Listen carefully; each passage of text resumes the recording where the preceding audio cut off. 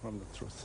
So the question is whether the United States underestimated the threat from hostile groups here. One Libyan security official told me that he met with American officials in Benghazi 3 days before the attack took place. He says he warned them, not for the first time, that security in Benghazi was deteriorating. He said, quote, "We told the Americans the situation was frightening. It scares us." The ambassador, too, seems to have been aware of the general threat from Islamist militants, but no one anticipated the terrible violence that would take his life and the life of 3 other Americans on Tuesday night. Arwa Damon, CNN, Benghazi, Libya. We'll now take our second break. Sport is next. It is a revolution of great young minds and a competition where everyone is a winner. It is a display of academic potentials, talent, and beauty. Founded and supported by His Excellency the President, Chef Professor Dr. Alhaji Yahya AJJ Jammeh, the finals of the 2012 Miss 22nd July Scholarship Pageant will take place on Saturday, September 15, 2012 at the Paradise Suites Hotel starting at 8 p.m. The chief guests of honors are His Excellency the President, Chef Professor Dr. Alhaji Yahya AJJ Jammeh, and Her Excellency the First Lady, Madam Zainab Yahya AJJ Jammeh. Guest artist is Sekuba Bambino, Mam Tamsir Njai, and Jelly Keba.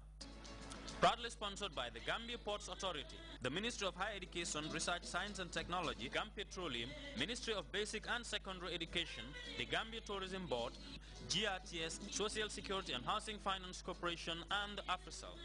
Support the Miss 22nd July Scholarship Pageant as the scheme will benefit all and sundry. Welcome back. The Gambia National Olympic Committee has handed over an assortment of sporting material to 10 national sports associations.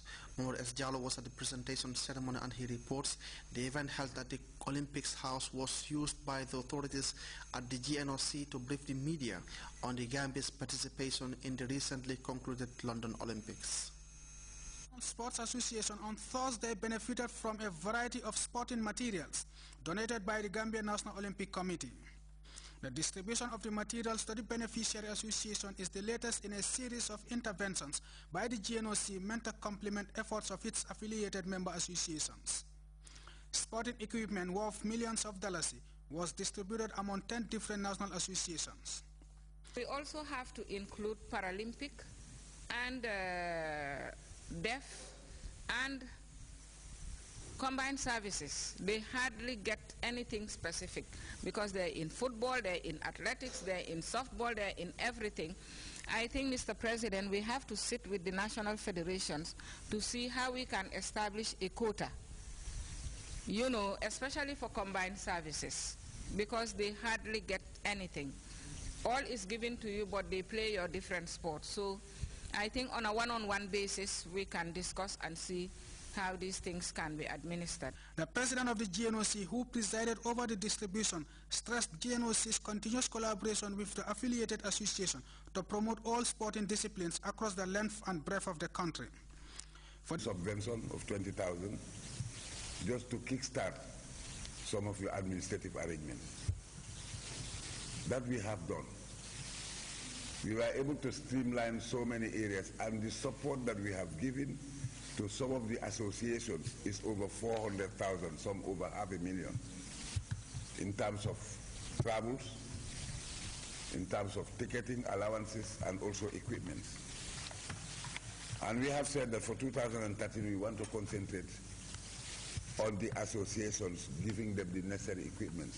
The recipients, there wasn't much that they could have said than thank the GNOC. Gradually we receive excellence.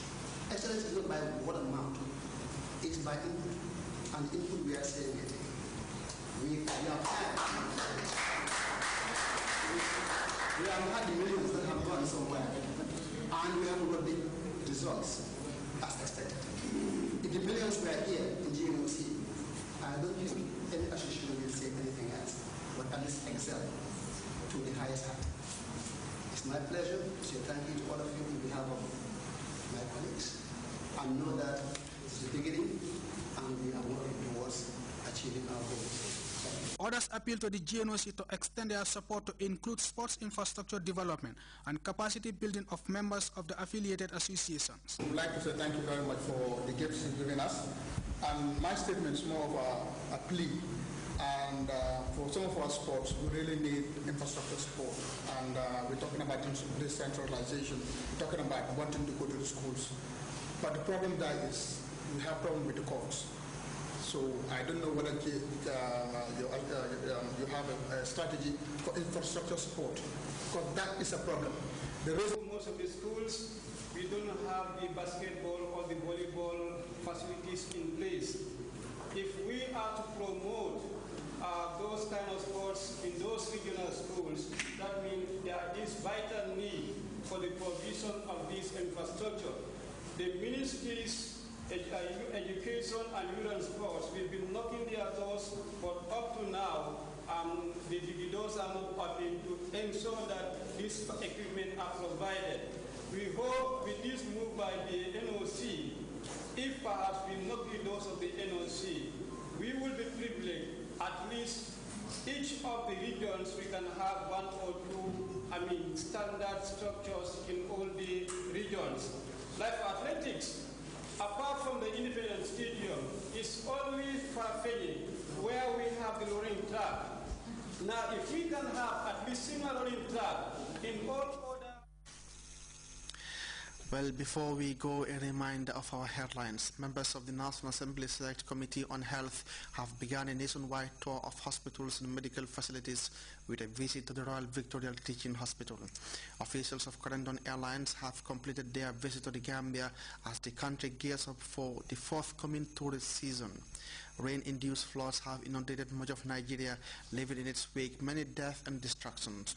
And the United States have dispatched Marine to Sudan, Yemen, and Libya as violent anti-American riots spread across the Arab world. You can monitor GRTS Radio live on our website at www.grts.gm.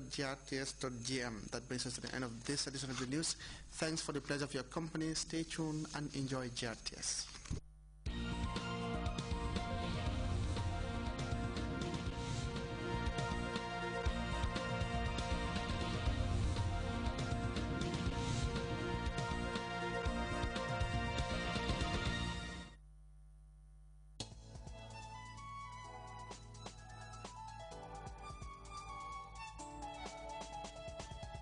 Doesn't matter where you come from, doesn't matter what you've been through.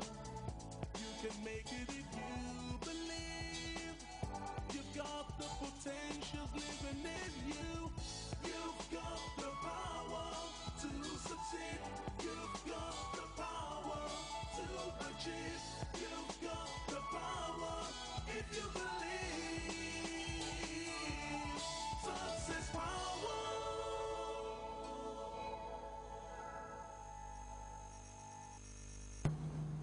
Welcome to Success Power. I read recently the story of a young lady who lost her dad and mom the same day in a car crash. Her parents were driving in their car when they were hit by someone who was drunk while he was driving, a young man. This lady was so bitter.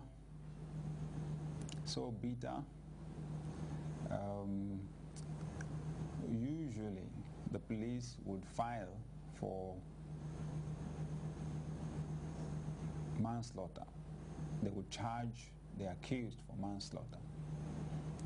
I mean, this lady who lost her parents made such a big deal of it that they charged the young man for murder instead.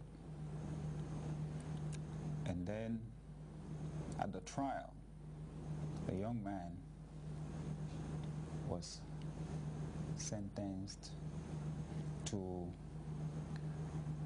between 15 years and life imprisonment. The jury didn't fix it. It was to be determined in the future. And at first, the lady who lost her parents felt a sense of justification. But then as she looked